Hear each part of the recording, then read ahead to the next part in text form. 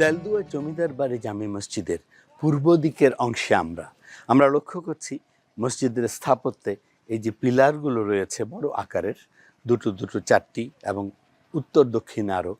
সামগ্রিকভাবে এই দেলদুয়ার জমিদার বাড়ি জামে মসজিদের স্থাপত্য নকশার এই অংশটুকু অর্ধচন্দ্রাকৃতির, অর্থাৎ চাঁদের অর্ধেক অংশ যেমন থাকে ঠিক তেমনি এই মসজিদটি সাদা এবং মেরুন রং দিয়ে সাজানো।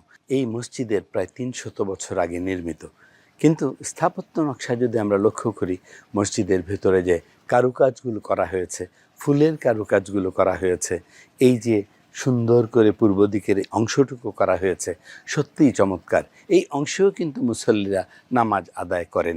আমরা আশা করব এই স্থাপত্য সৌন্দর্য, এই পরিবেশ সমৃদ্ধ এই মসজিদ যেন যুগ যুগ ধরে বেঁচে থাকে, এবং বিশেষ করে এই ঐতিহাসিক স্থাপত্য নকশা নিয়ে এখানে কোনো পরিবর্তন করা হয়নি দীর্ঘ প্রায় ৩০০ বছরে।